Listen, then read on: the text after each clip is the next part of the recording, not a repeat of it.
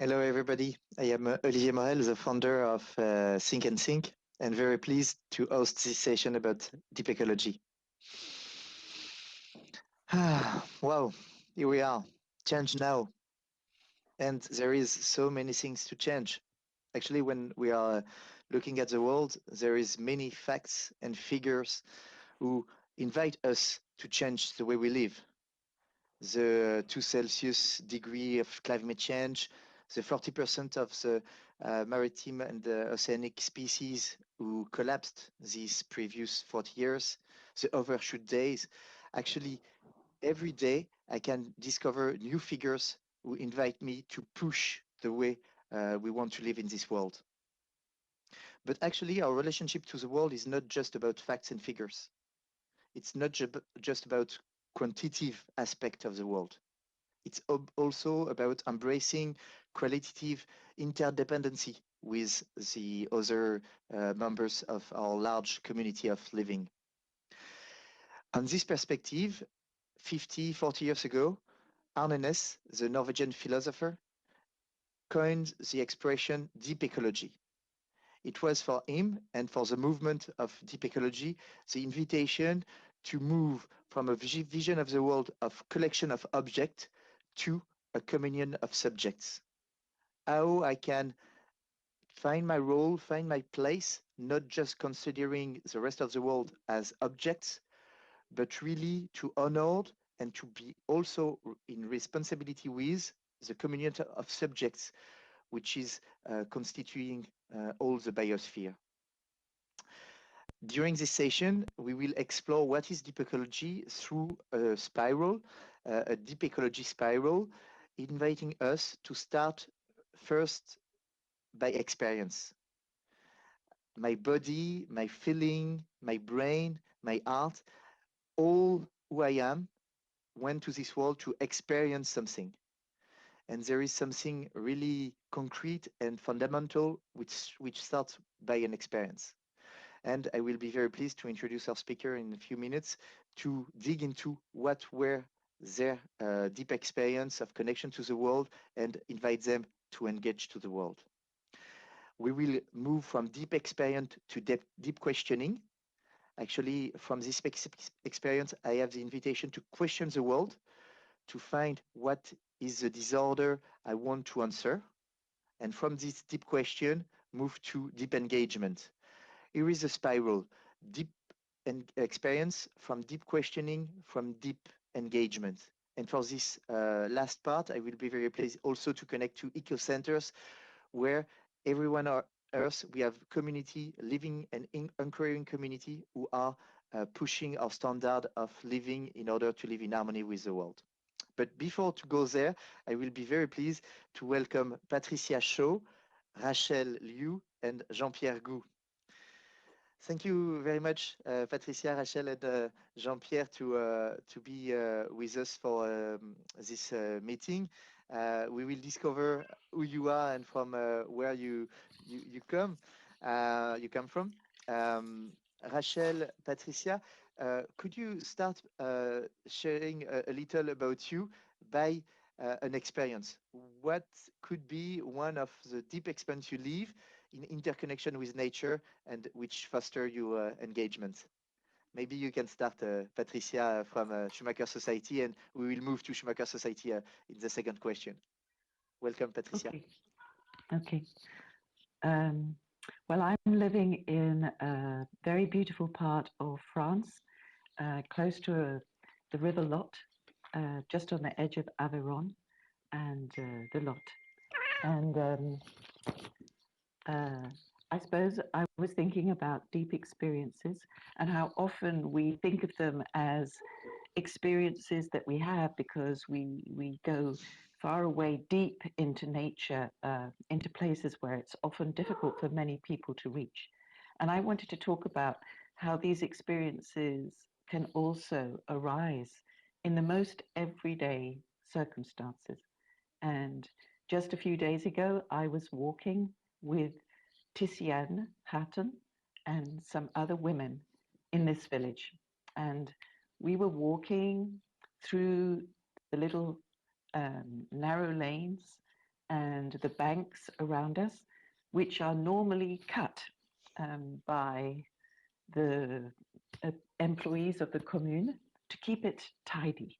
And these areas are considered nothing, wasteland, a nuisance. We have to cut them. But walking with Tiziana, she suddenly stopped just by the side of a lane which had not been cut. And she said, "Look, here is a feast." And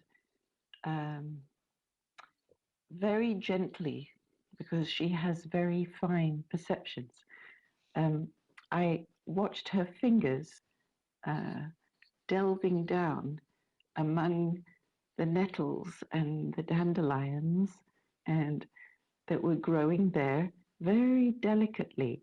And I suddenly had the sense as though these leaves and plants recognized the gentleness of her touch, like they were tickling each other. And she pressed a few leaves so that the scent of thyme, wild thyme and wild mint just filled the air. And she began to say, "Oh, this we can use in a salad, and this has the most wonderful taste when you cook it." And slowly she picked just a leaf here and a leaf there and filled a basket. And then we went home and she poured it into a bowl and sprinkled blue flowers over it. And it was the most beautiful salad I had ever eaten. And she said, "You see, we think there is nothing around us in the village. And in fact, nature gives us the most abundant possible feast right on our doorstep." Thank you very much, Patricia. Thank you for this story, and to honor also the work of Tiziane from Atelier Zatar. Thank you to remind us that deep experience can really come from everyday life. Rachel, welcome from Human Tempo. Could you share with us an experience, a deep experience of connection with nature you went through? Sure. Thank you, Olivier.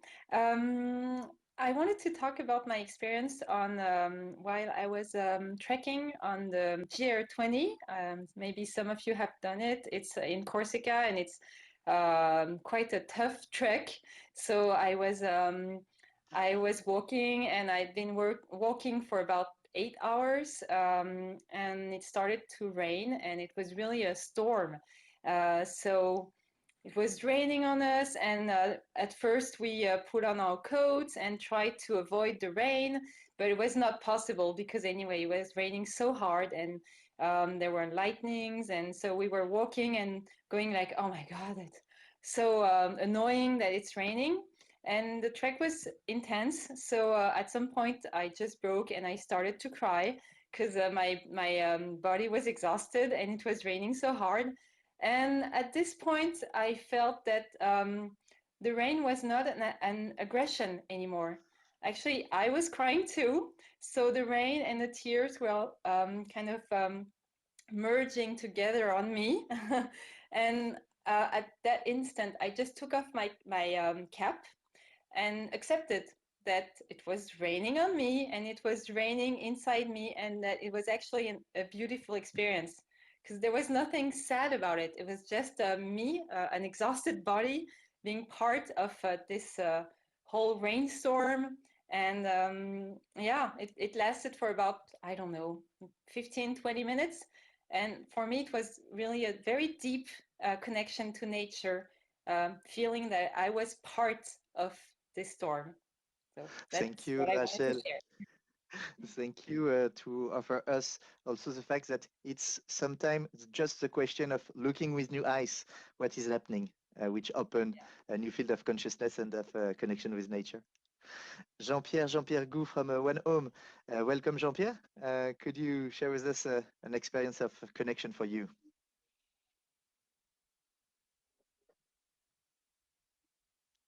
Jean-Pierre, maybe your mic is off. Yeah, thank you, Olivier. Thank you. One of the deepest experience I had with nature was more than 20 years ago in the Arizona desert in the United States, in the Catalina Mountains near Tucson, in a place called Biosphere 2. So Biosphere 2 is a very visionary project that was imagined to create a replica of Biosphere 1, which is the Earth within a glass structure. And I was spending the night in the hotel in this place with my brother. And at night, I saw this human structure designed as a replica of the biosphere under the Milky Way, the stars, and the rocks.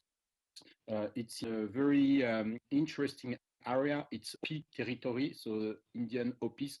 A lot of spirits come out from the rocks. And suddenly, by looking at the structure, listening to the rock, it was like the earth was talking to me. It was extremely strange. And this biosphere, actually, it was many years after the project. So the biosphere was dying because the project was finished and the ecosystem were dying inside. I was very shocked during the day. And by looking at this dying biosphere too, it was a wake-up call to try to regenerate biosphere 1, So, and for me, this connection with the plant inside the glass house and the structure of the universe, I had a very strong call which changed my life over there. So. Thank you, Jean-Pierre. We will go into your project in a few minutes, but it's good to see that even scientists and mathematicians, and maybe even more them, as you are, can also listen to a sacred message from the earth. And thank you also to be the author of Siècle Bleu, the novel where you have a particular connection in the plot with Biosphere 2. Thank you, Rachel, Patricia, and Jean-Pierre, to share what you felt as human being and not just as human doing or human planning. Still, you are also entrepreneurs. You carry on some projects. Could you share with us the place of the experience into Schumacher College, Schumacher Society, Human Tempo, and One Home? What is the place of the experience in your project to lead social and ecological change? Patricia, would you like to start? Well, I think we make it the central part of how to begin everything. So at Schumacher Society, I've been part of setting up an opportunity for people who are leading ecological innovatory projects around the world to support them and guide and accompany them in a peer environment for 3 years so that they can really inquire into what they're doing and craft something to communicate about their work that can influence people beyond and help other people. And we always say that the starting point is experience. So we start all inquiry with identifying, striking experience, and describing it carefully in detail. That is the beginning of every inquiry. And experience can mean being moved, being touched, being disturbed, being uneasy, being confused, being excited. That's the beginning. So that's where it is placed for us at the center of all research and inquiry. Thank you very much, Patricia. We can also share with our friends that you come from Schumacher College, and Schumacher Society is one of the projects that you are carrying on. And if we want to connect with you, we can go in Lot, village de Balaguier-Dot, where you are carrying on these initiatives. Would you like to add some elements about where you live, Patricia?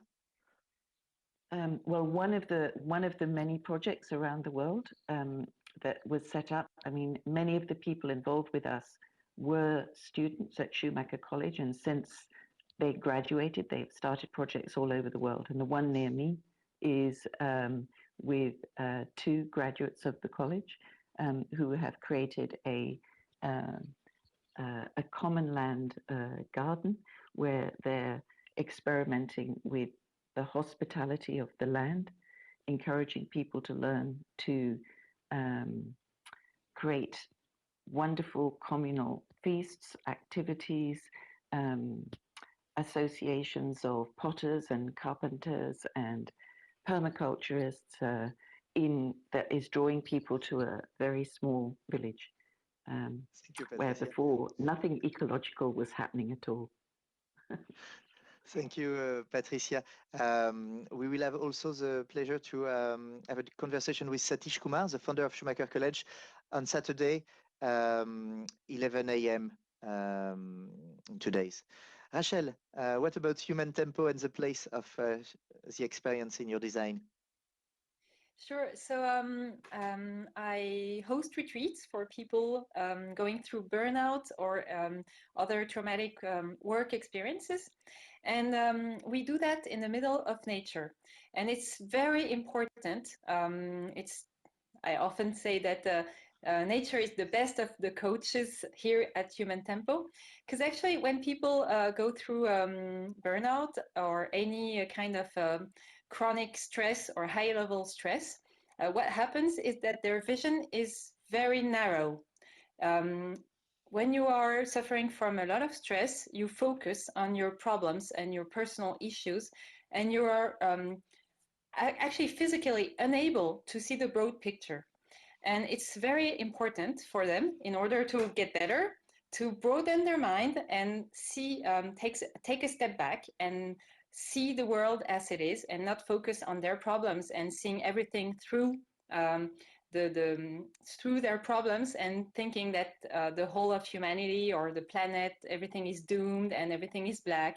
I have a lot of people when on their first day of the retreat saying, well, I'm here because humanity sucks and the planet is, I mean, there is no hope, so what's the point? And so we help them actually build that, broaden their view and build their hopes again. And for that, nature and experience with nature is just the best solution, because we take them on hikes, and at first everybody's looking at their feet, because they're so focused in their mind and in the way they look at the world, on the very near, on their close circle. And I try to teach them to raise their eyes and look at the skyline, look at the trees, see the beauty around them. And beauty is everywhere in nature.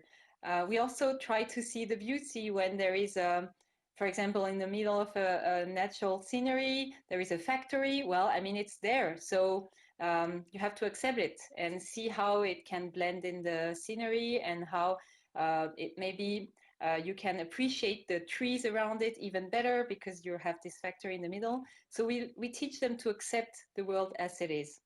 And only the experience with nature can actually do that, because I can tell them forever that they need to broaden their view and look at the big picture, but if they don't experience it, I mean, they will never do it.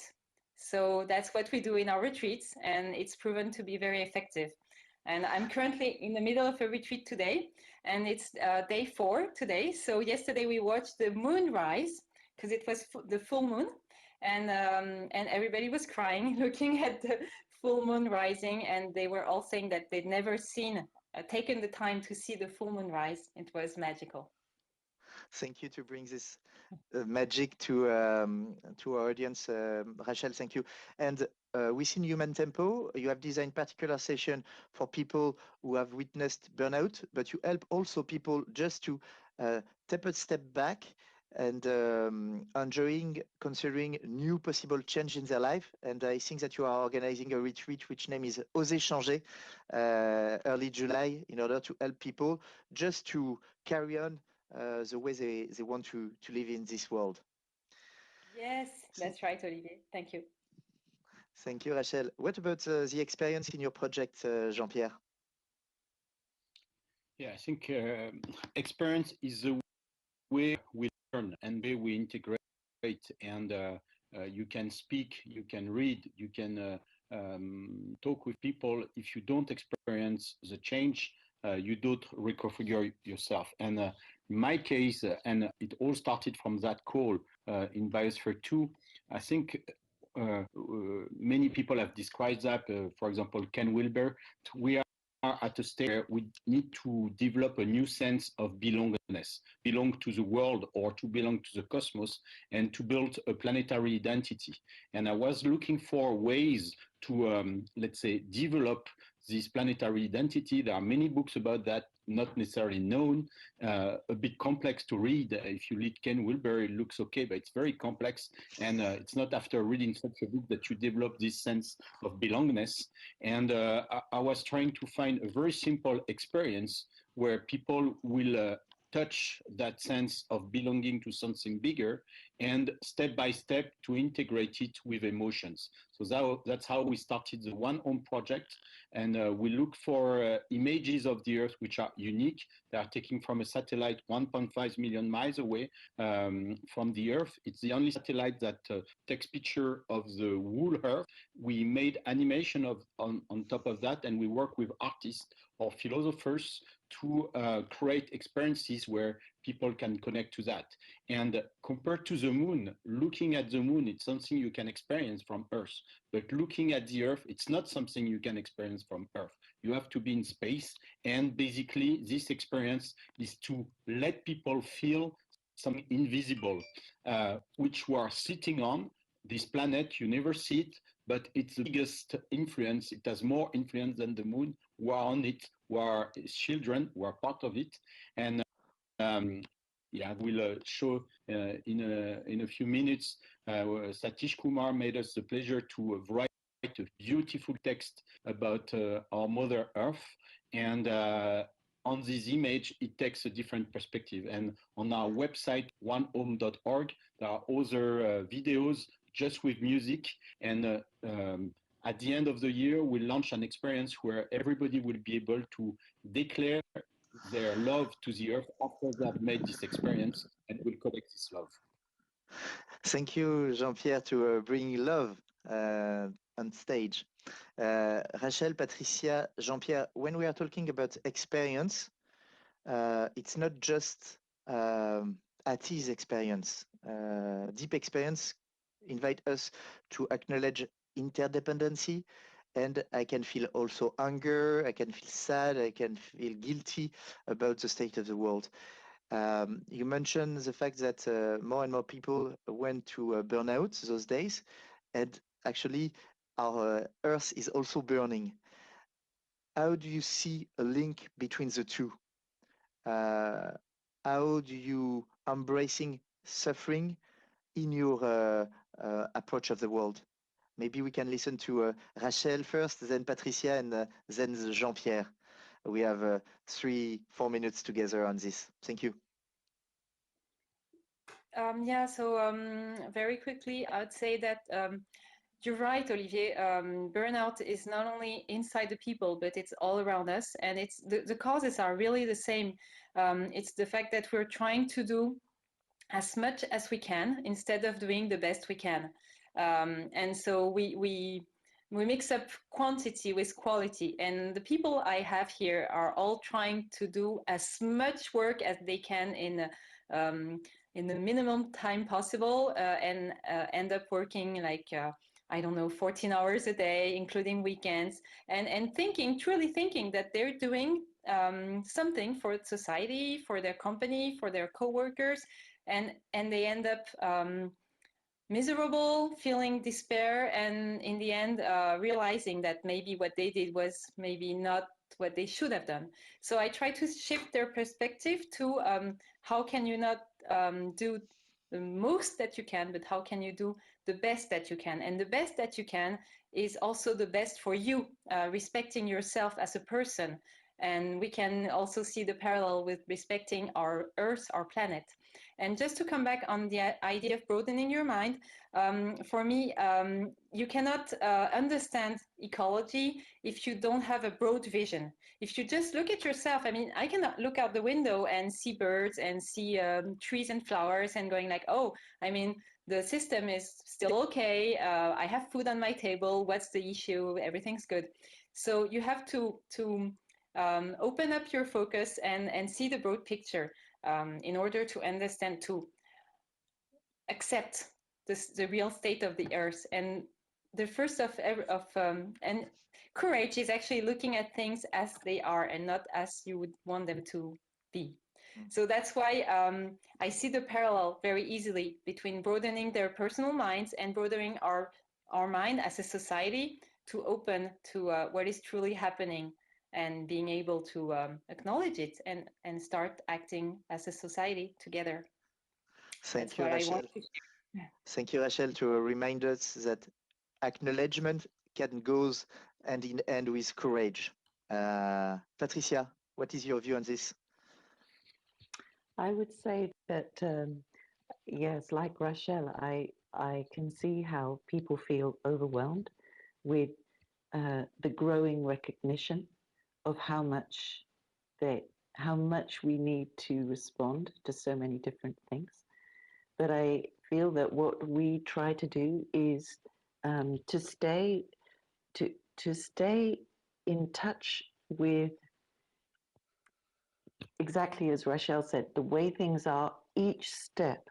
So it seems to me that what we try to do with all of the people involved in attempting to make a difference is to ask them to follow step by step what opens as you make a response to something that matters, that you care about around you. And it's the willingness to keep taking the next step, even if you start with nothing more than, why is this particular area closed off with a gate? We started, for example, just that. Why is it closed with a gate? Who would we need to speak to get this gate opened? And then once you find that person and speak with that person and explain what would be different if we could open this gate, and then maybe the gate gets opened. And then it's the next step. If the gate gets opened, how are we then going to connect it to another field? Or what could we then do with access to this field? And that means that we need to involve another set of people. So our way of working is to say, follow the path, one step at a time. Don't try to leap to ambitious and enormous solutions, but have the dedication and the commitment to take each step with other people. And that way, we change things. Thank you very much, Patricia and Rachel, to remind us that facing emergency, I can also take my time for right decision. It's not just a question of going into the hurry, but to calm down and to make a choice. Jean-Pierre, in this particular time of we have the choice, we will have and we will enjoy together a meditation energized by One Home. Could you describe a little where you will make us travel? So you will be 1.5 million kilometers away from the Earth, looking at our mother planet. You will listen Satish, that is describing, his feeling in front of Mother Earth, on the music from Agoria, who is a French electro producer who designed this music for the experience. And the idea is for you just to let you go look at the Earth, listen to Satish, and see what comes in your body. Thank you very much, Jean-Pierre. All the content from One Home is free and open on onehome.org. Thank you very much, Rachel from Human Tempo and Patricia Shaw from Schumacher Society. Let's go to Lagrange L1 point of view. Thank you. 5 minutes meditation. Thank you, Olivier. Thank you.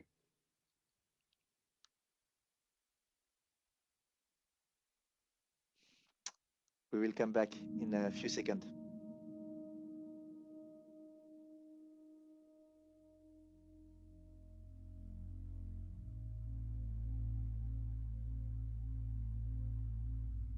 When I saw the NASA picture of the Earth, the magnificent blue marble, in December 1972, I fell in love with this iconic image instantly. And through this incredible image, I fell in love with the Earth herself.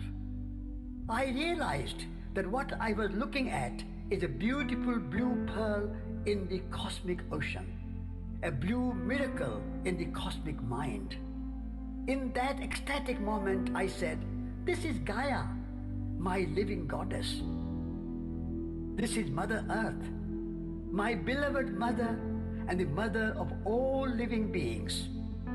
This is our home, our only home, the home of humans, animals, mountains, rivers, forests, oceans, and trillions of life forms. This is the self-sustaining, self-managing, and self-reliant living Earth.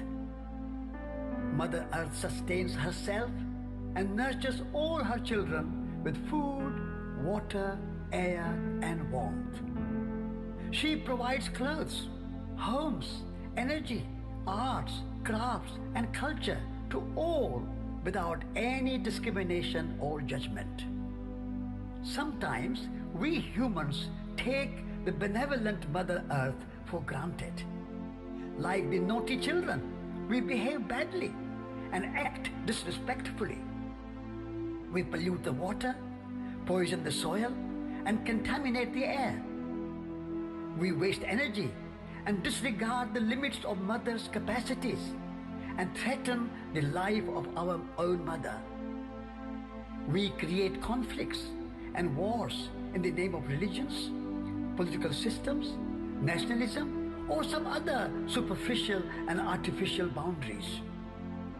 Mother Earth has worked hard over billions of years to evolve and create biodiversity, cultural diversity, and truth diversity. But we humans turn delightful diversities into dreadful divisions, and then fight over those divisions and kill each other.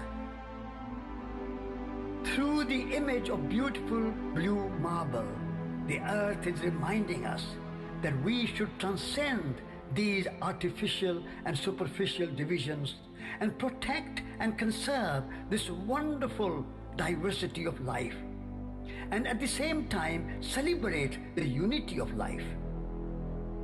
After all, we are members of one Earth family. Mother Earth is certainly looking after us. Are we looking after our Mother Earth? Mother Earth loves us. Are we loving her in return? I am certainly in love with this magnificent blue marble. The Earth is the apple of my eye.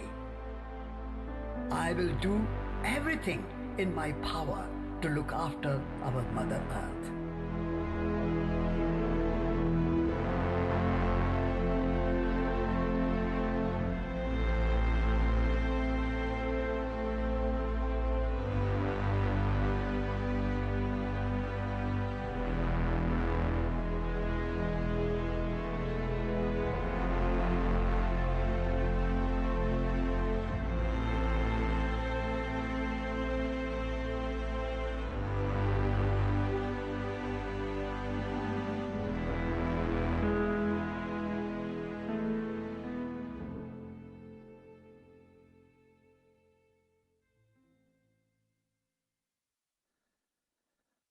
Thank you to all the travelers, all the pilgrims, all the lovers who are doing their best in our life journey. Thank you very much, Jean-Pierre, and all the One Home team to share with us this image.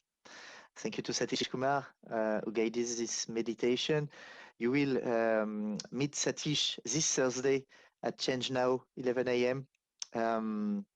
For a session named Finding Your Purpose in Life. I would like also to say thank you to all the team of ChangeNow, and in particular the technological team who help us to travel outer space and to welcome us back here on the ground field, les deux pieds sur terre. We will move from deep experience question, deep question through this guided meditation now to deep engagement. And we will discuss in a few minutes with entrepreneurs who decided to start eco-centers. I will be very pleased to welcome Maëlys Guéraud from l'Arbre aux Étoiles, Marc de la Ménardière from La Cambrousse, and Antoine Lévesque from Ferme de Brouage.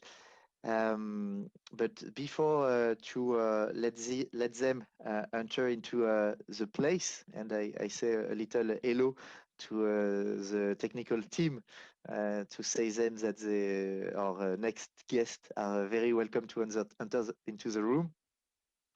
I wanted to describe a little the place of eco-centers already playing. In the previous sequence, we have seen the Earth from outer space. Let's go back on the field where with Le Bouchot, with l'Arbre aux Étoiles or La Cambrousse, community, living community are engaging themselves into this mission to better live on Earth. They are living community with a deep call to find new way to take care of myself, take care of my relationships, take care of the environment and all species, and take care of life globally. You can see on the screen nice pictures and important message from 15 eco-centers. If you go to vivrerelier.org, you can find other places. Actually, living community are taking all their energy to create new standards for living. We will explore this question about deep experience, deep question, leading to deep engagement by now with them.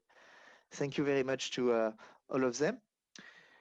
Do we have, after a connection to outer space, a connection to La Cambrousse, l'Arbre aux Étoiles, and Ferme de Brouage? Are you there, my friend? Yes, you are there. Excellent. Thank you very much, Maëlys, Marc, and Antoine. We just enjoyed a deep question with Satish asking us how we can connect with the Earth, our Mother Earth, La Pachamama. I would like to ask you how this echo makes sense for you. How you decided to start an eco-centers to answer this question to better life on Earth. Maybe we can start with you, Marc. We have seen you on the movie En quête de sens, who inspired a lot of us, and then Maëlys and Antoine. Marc. Yes, thank you. Hi, everyone. For me, the intention, I think, it lies like a long time ago. I used to spend some time in Bolivia with indigenous people. It was 2005, I think, and I really felt connected, and I really felt the sense of belonging and living in communities. Then I forgot, and I did my life and work like in a corporation and forget everything. And then I had a call, and I started traveling, and I met Satish. And when Satish told me that from all the problems of the world, like lies in our consciousness, and even global warming was just a symptom of a problem of a worldview and the relationship we had with nature. From that understanding, I realized that it was important to live differently and to be able to experiment another relationship with nature. So by traveling a lot and going into a lot of different other inspiring eco places, at some point, instead of telling people they should live differently, I decided to do it by myself and create this place. And the idea is really to experiment a different relationship with nature, with the animal, with our hands, and really questioning our worldview, this mechanistic and materialistic worldview. And I think the intention was for me to reclaim a sovereignty of my surrounding, about the way I eat, about my food, about the way I heat my house, and also to help people to experiment other way of being a human being and to live in this earth with dignity, respect, and humility for all this abundance that she can share with us. Thank you, Marc. We will visit with you the Cambrousse in a few minutes, but let's go to Normandy and Maëlys from L'Arbre aux Étoiles. How did you get this intention to start an eco place? Yes. Hello, everybody. Well, I spent almost 20 years as a consultant in finance and IT, and it became obvious that I didn't want to contribute anymore to the myth of eternal growth.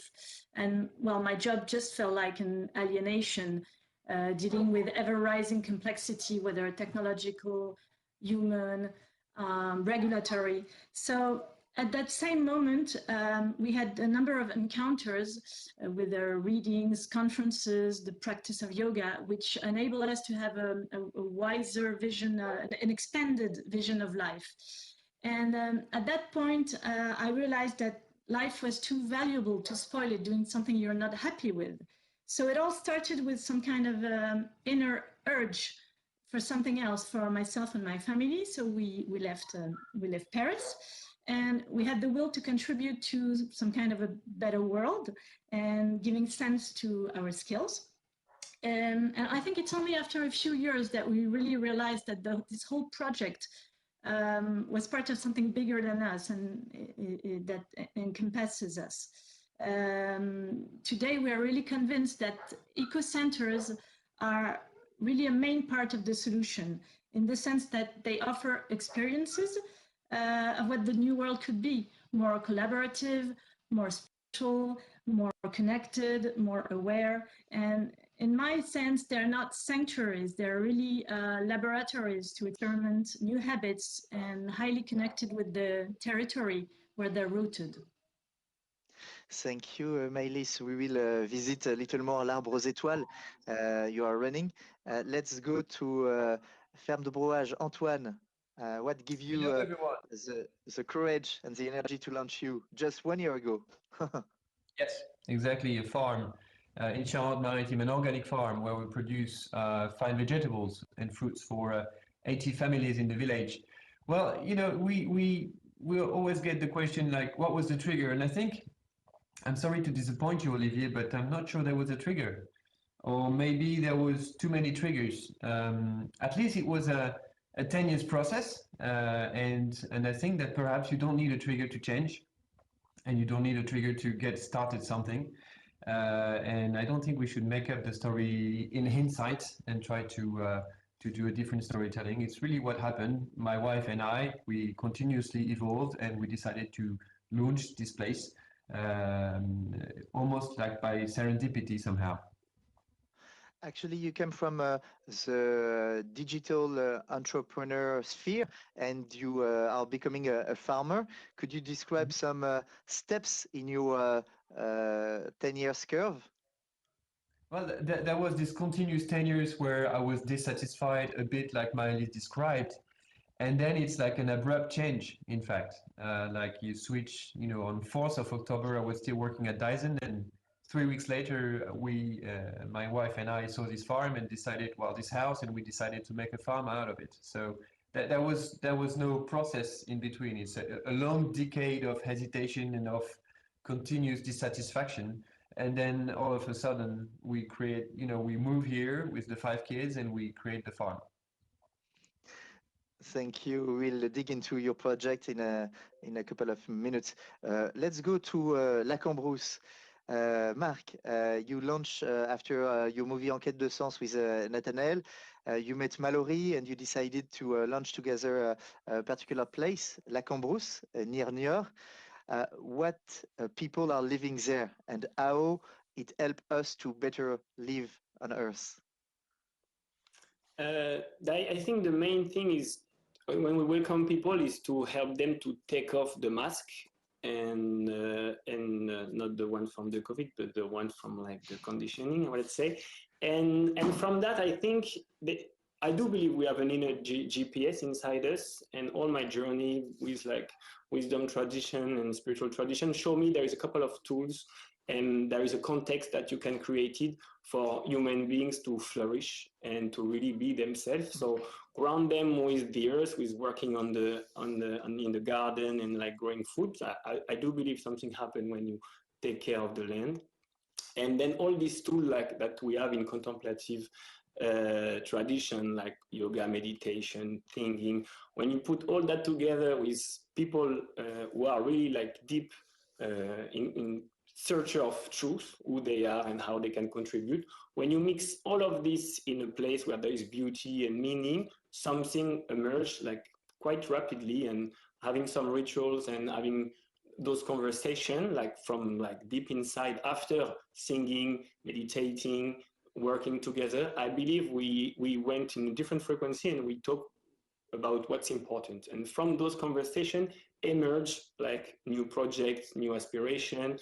You reinforce your values, who you really are. And I do believe aligning people with core values and meaning help them then to find like the courage to do things they know they should do or they want to do, but sometimes society or conditioning make them think they're not capable of doing it. And I do believe right now there is an emergency for human beings to do what they feel they need to do in service of the earth and a more connected world with the earth and meaningful activities, because there is, I believe, a destruction that's exponential, but the amount of solution and of change that is needed is also like there's a lot of possibilities. So just like remind them that there's a lot of things to do. We have a lot of creativity and courage and love, and putting all that together make incredible things. That's the way I've been like making this movie or making the places so people can see it works. So just giving them the tools, switch on the inner GPS, and then they go on their own and they do like very fertile and beautiful projects. Thank you to open this field with Lagrange, which is a fantastic place to feel as an artist, to re-energize our creativity. And actually, you yourself become a new kind of creator, because you welcome quite recently a baby. You are father now, Marc. That's right? I did a couple of big initiation in my life with like wisdom tradition, but this one is the biggest one. All the former initiation, I think, was to prepare me to welcome life and try to see how I can let these kids like what life wants for him and just be like the one who's just like helping him to go through this. But I believe, yes, this is a very big step. And I think having a place is like having a baby. At some point with Mallory, we had the choice, having a baby or starting this place. And we felt like we couldn't do both well. So 5 years now, we have the Lagrange is growing up, and now we can take care of another baby, but it's 2 babies for now. Thank you, Marc. What about your family and your big family? A lot of people are coming to l'Arbre aux Étoiles. What kind of experience, engagement do they live to better live on Earth, Maëlys? Yeah, for me, l'Arbre aux Étoiles is my 3rd baby, actually.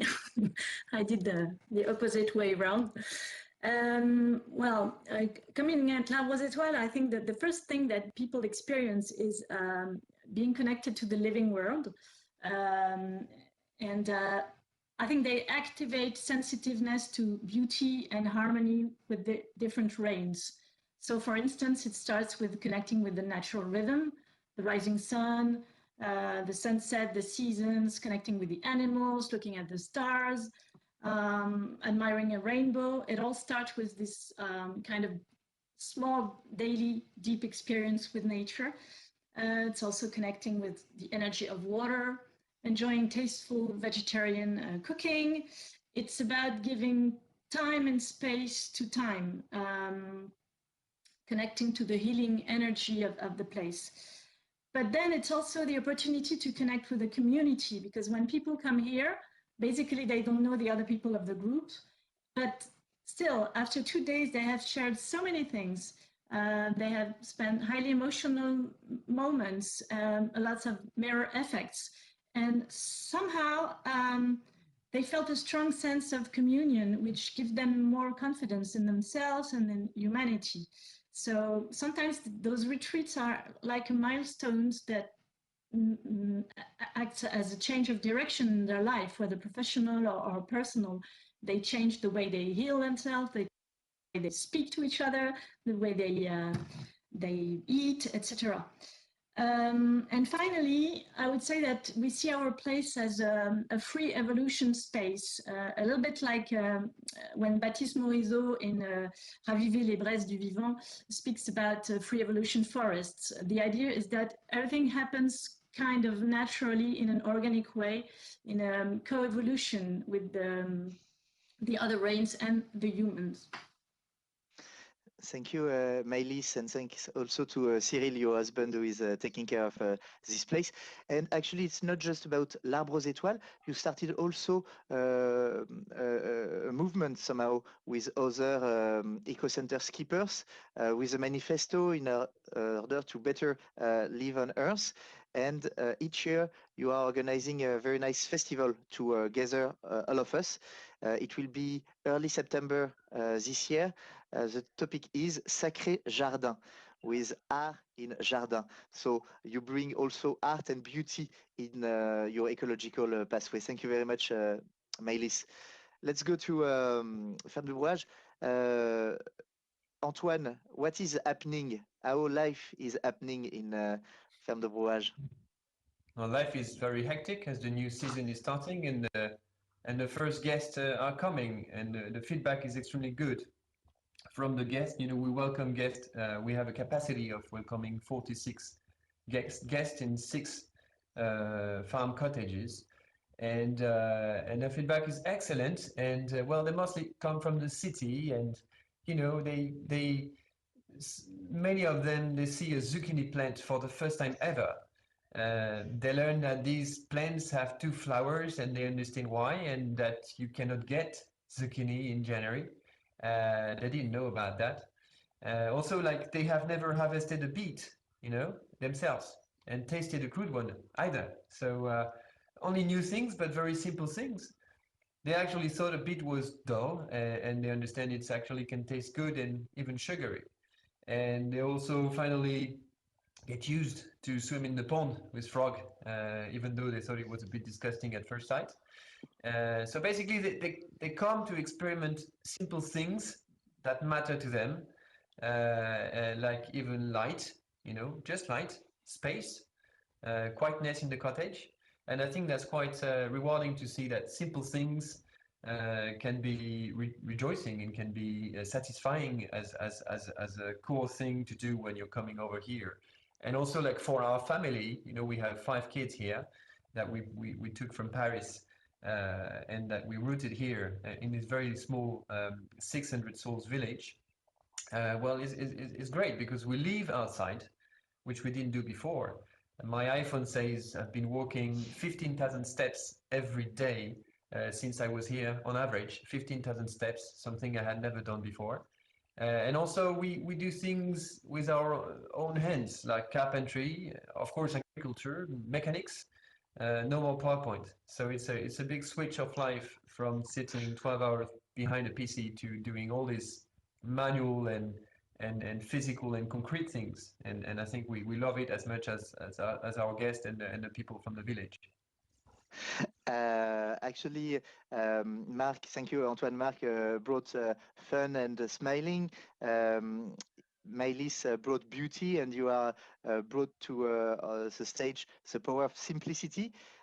Between beauty and simplicity, I would like also to make an highlight on elegant simplicity. Comment j'ai appris la simplicity, the last book just released in French by Satish Kumar, who we will welcome on Saturday. Elegant Simplicity, Comment j'ai appris la simplicité, is a fantastic manual to go into deep ecology, the topic of our session. Actually, when I am listening to you, it really gives me the will, the spin, the energy to visit Eco Center. But I know that they are not final destination. When we are entering into the deep ecology spiral, deep experience, deep question, deep engagement is offering us new experience for new question. Could you share with us, Maëlys, Antoine, and Marc, the question, the tension you are still living in your eco centers? Actually, life is about movement, and you are not arrived at the final destination. So, what make you move and keep moving? Thank you.